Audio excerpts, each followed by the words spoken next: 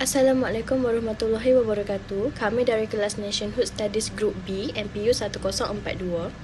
Tema yang kami pilih adalah kepercayaan etnik di dalam masyarakat Malaysia. Dan tajuk yang kami pilih adalah segregasi etnik di Malaysia. Kami daripada Group 11 dan slide ini disediakan untuk Dr. Salmah binti Omar. Seterusnya adalah konsep dan definisi. Terdapat 3 kaum utama di Malaysia yang kami kaji iaitu Melayu, Cina dan India. Seterusnya adalah konsep segregasi. Konsep segregasi ialah suatu konsep di mana pengasingan kaum yang dilakukan oleh pihak pemimpin. Terdapat 5 elemen segregasi yang kami kaji iaitu pengebumian, ekonomi, politik, pendidikan dan juga sosial. Dan selebihnya adalah kesan, langkah-langkah penyatuan kaum dan juga nilai-nilai murni. Sejarah merupakan salah satu faktor yang menyebabkan segregasi etnik di Malaysia. Pada zaman penjajahan British telah menjalankan dasar pecah dan perintah yang membawa masuk pengasingan masyarakat untuk mengelakkan penduduk Bugiputera dan pihak imigran daripada bersatu padu bagi mengukuhkan kuasa mereka. Dasar tersebut telah menghasilkan ketidakadilan dari segi ekonomi, pendidikan, dan politik. Dari segi politik, kedudukan Raja Sultan telah terjejas kerana mereka hanya dapat menyentuh hak-hak keagamaan dan istiadat Melayu sahaja dan telah menyebabkan British menguasai tanah Melayu secara langsung. Dan keadaan ini, orang Cina dan India tidak prihatin kerana mereka hanya mementingkan ekonomi sahaja. Kesan kedua adalah dari segi ekonomi. Dasar tersebut telah mewujudkan pengasingan penetapan dan telah menyebabkan peluang pekerjaan yang berbeza di antara mereka. Orang Cina berada di bandar dan berpeluang bekerja sebagai perdagangan dan pelombongan. Orang Melayu tinggal di kampung dan bekerja sebagai petani, nelayan dan pengawal rendah. Manakala orang India menetap di kawasan estat atau ladang getah dan hanya bekerja sebagai buruh ladang atau kasar kerajaan. Oleh itu, menyebabkan jurang ekonomi yang besar dan perasaan ketidakadilan di antara mereka. Kesan terakhir adalah dari segi pendidikan. British telah menjalankan dasar laissez-faire, iaitu dasar membiarkan sistem persekolahan berkembang masing-masing dan tiada satu falsafah yang dijadikan sebagai hala tuju. Oleh itu, telah mewujudkan persekolahan mengikut kaum, iaitu sistem sekolah pondok, sekolah vernakular Melayu, Cina dan India. Dalam pengajian sekolah, mereka akan menggunakan bahasa masing-masing. Maka penggunaan bahasa yang berbeza menyebabkan mereka hanya berapat dengan etnik mereka sendiri dan kekurangan interaksi dengan etnik yang lain. Nilai murni yang dapat belajari dari faktor sejarah adalah bersatu padu. Rakyat Malaysia perlulah sentiasa bersatu padu bagi mencapai matlamat bersama supaya melahirkan sesebuah negara yang aman. Jadi, elemen yang seterusnya adalah elemen pengebumian. Seperti yang kita tahu, cara pengebumian setiap kaum adalah berbeza. Dan yang pertama adalah kaum Melayu. Jadi seperti yang kita tahu, semua kaum Melayu beragama Islam dan sesiapa sahaja yang datang menziarahi jenazah akan menyedekahkan ayat-ayat suci Al-Quran ataupun Yasin. Dan bagi menghormati pemergian jenazah dan menghormati keluarga jenazah, jadi jualan makan tidak diadakan. Seterusnya adalah upacara memandikan jenazah. Mandikan jenazah ini adalah wajib kerana untuk menyucikan segala tubuh badan jenazah dengan menggunakan air yang bersih, sirih kapur dan sebagainya. Setelah selesai upacara mandi itu, seterusnya ahli keluarga ataupun sesiapa yang muhrim akan membuat upacara mengkafankan jenazah dengan menggunakan kain kafan putih dan tali putih untuk mengikat jenazah dengan kemas.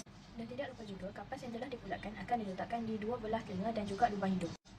Seterusnya, bagi yang muhrim dengan jenazah dibenarkan untuk mengucuk jenazah untuk kali yang terakhir.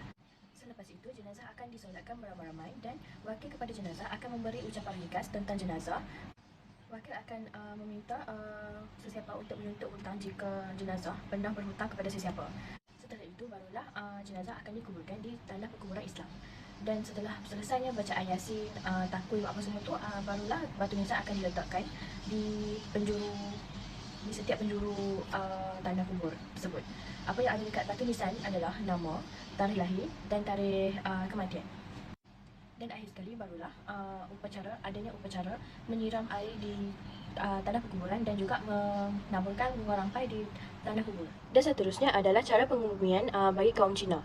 Dan apa yang mereka akan buat adalah mayat itu awal sekali akan dimandikan, lepas tu akan disapu dengan minyak dan disolek lah. Lepas tu mayat tu akan dipakaikan dengan pakaian yang cantik dan terutamanya untuk wanita akan dipakaikan aksesori yang tertentu. Dan seterusnya, mayat akan dimasukkan ke dalam keranda kayu yang diukir cantik lah sebenarnya. Dan ukiran dekat keranda tu pula dia mengikut status si mati. Contohnya semakin halus ukiran yang ada dekat keranda tu, dia semakin menampakkan status si mati, iaitu sebagai seorang yang mempunyai status yang tinggi ataupun kaya. Jadi selepas selesainya mayat tu dimasukkan ke dalam keranda, keranda tu akan dibawa kepada ke jirat ataupun tanah perkuburan lah kita panggil. Dan semasa diusung, sambil lagu berbentuk agama dan lagu kegemaran si mati tu akan dimainkan. Ini adalah untuk memberi sedikit penghiburan kepada si mati.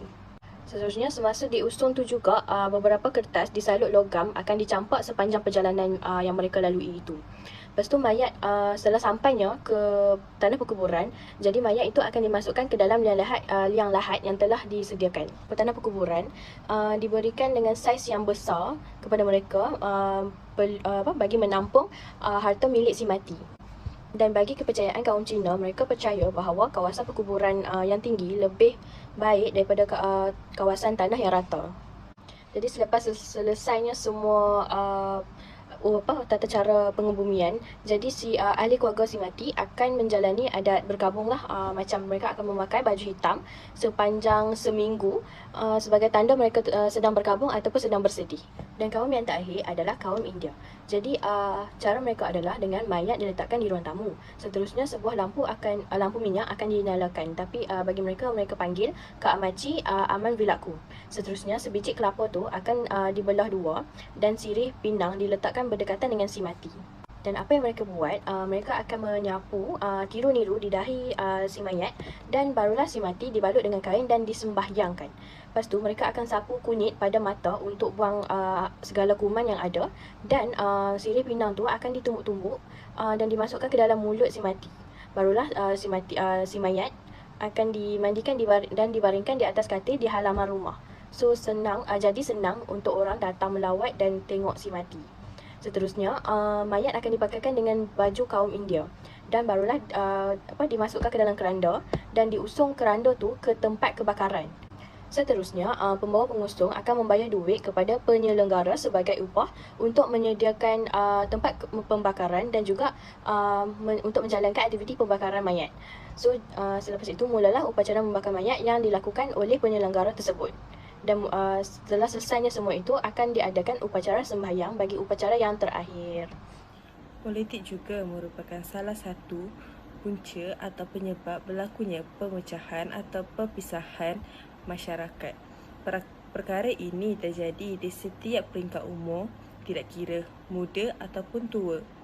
Perkara ini terjadi dari pihak individu dan terbawa-bawa ke arah pihak berkelompok dan masyarakat. Sejak dahulu lagi, kita boleh lihat bahawa politik telah memisahkan masyarakat-masyarakat di negara kita.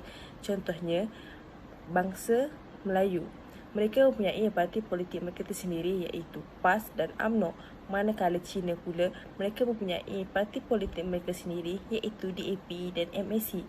Dan yang terakhir, bangsa India, mereka mempunyai parti politik mereka sendiri, iaitu majoriti parti politik memberikan sumbangan kepada mereka yang menyokong parti politik mereka sahaja. Majoritinya mereka hanya memberi bantuan di sesuatu kediaman dan sesuatu kawasan yang mempunyai taburan penduduk bangsa mereka tersendiri yang tinggi.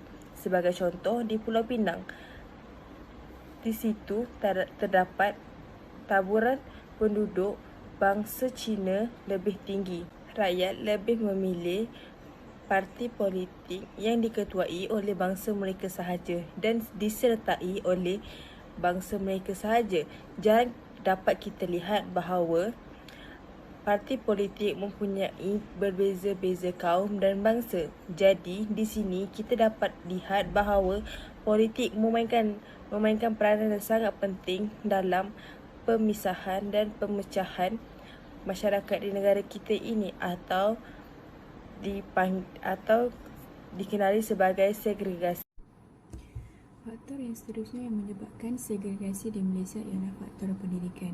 Jenis sekolah rendah dan sekolah menengah bagi kaum Melayu ialah sekolah kebangsaan dan sekolah menengah kebangsaan. Guru-guru di sekolah pula terdiri daripada orang-orang Melayu dan bahasa yang digunakan oleh mereka semasa dalam proses pembelajaran ialah bahasa Melayu. Kebanyakan sekolah kaum Melayu merupakan sekolah di bawah tanggungan kerajaan. Seterusnya, pendidikan dalam kaum Cina bagi sekolah rendah dinamakan sebagai sekolah jenis kebangsaan, manakala bagi sekolah menengah pula dinamakan sebagai sekolah menengah jenis kebangsaan Cina. Bahasa pengantar yang digunakan semasa di sekolah ialah bahasa Inggeris dan bahasa ibunda mereka iaitu bahasa Mandarin, dan kebanyakan guru-guru mereka terdiri daripada guru yang berbangsa Cina. Akhir sekali, sekolah jenis kebangsaan Cina dan sekolah menengah jenis kebangsaan Cina majoritinya di bawah tanggungan swasta. Selain itu, sekolah jenis kebangsaan Tamil pula diwujudkan bagi anak-anak kaum yang berbangsa India. Guru-guru di sekolah jenis kebangsaan Tamil ini selalunya terdiri daripada kaum India itu sendiri, dan mereka menggunakan bahasa Tamil dan bahasa Inggeris sebagai bahasa pengantara mereka. Kebanyakan sekolah jenis kebangsaan Tamil ini di bawah tanggungan swasta sama seperti sekolah jenis kebangsaan Cina. Nilai murni yang dapat kita pelajari dalam faktor segregasi pendidikan ini ialah saling hormat menghormati. Rakyat Malaysia haruslah saling hormat menghormati antara satu sama lain bagi membina hubungan yang baik sesama kaum.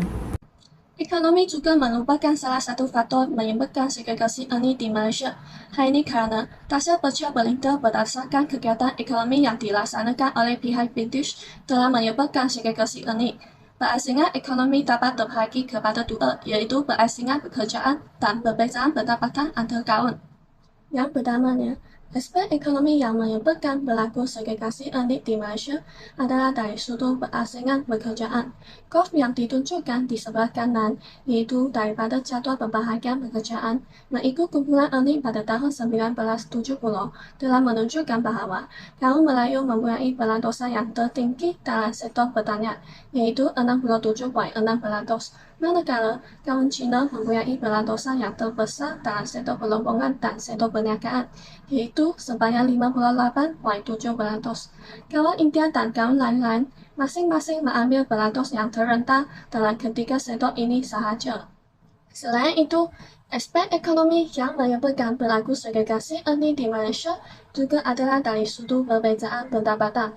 Graf di sebelah kiri, iaitu daripada jadual pendapatan purata keluarga sebulan pada tahun 1970, telah menunjukkan bahawa kaum Melayu mengalami kadar kemiskinan yang paling tinggi, iaitu sebanyak 64,8%, berbanding dengan kaum Cina, iaitu 26% sahaja. Kebanyakan orang Cina berpendapatan sangat tinggi, manakala majoriti orang Melayu dan India berpendapatan sederhana. Dengan ini, kita dapat memastikan bahawa wujudnya ketidakseimbangan ekonomi antara kaum di Malaysia, dan ini telah menyebabkan berlaku segregasi etnik di Malaysia. Nilai murni yang dapat dipelajari daripada faktor ekonomi ialah nilai toleransi. Rakyat Malaysia haruslah bersikap toleransi terhadap perbezaan pendapatan antara kaum untuk membina masyarakat yang bersatu padu dan seterusnya membangunkan ekonomi negara. Antara kesan daripada segregasi etnik adalah pembangunan ekonomi terjejas. Hal ini dikatakan kerana kumpulan etnik tertentu mungkin mendominasi beberapa sektor ekonomi dan menyebabkan kumpulan etnik yang lain kurang mendapatkan peluang ekonomi. Oleh itu, akan wujud kemiskinan dalam kalangan kumpulan etnik dan menjejaskan pertumbuhan ekonomi negara. Langkah bagi mengatasi segregasi di Malaysia yang seterusnya ialah dengan mengamalkan toleransi budaya dan agama. Hal ini adalah bagi memberi ruang kepada semua kaum bagi memperkenalkan budaya mereka. Selain itu, hal ini juga bagi tidak membezakan setiap kaum yang ada di Malaysia dan meraihkan setiap sambutan atau perayaan setiap kaum dengan baik dan terbuka. Jadi kesimpulannya, walaupun terdapat banyak elemen segregasi yang memisahkan kaum, akan tetapi masyarakat Malaysia tetap dan masih bersatu padu demi kesejahteraan hidup dan ingin hidup sebagai rakyat Malaysia yang bersatu padu dan aman damai.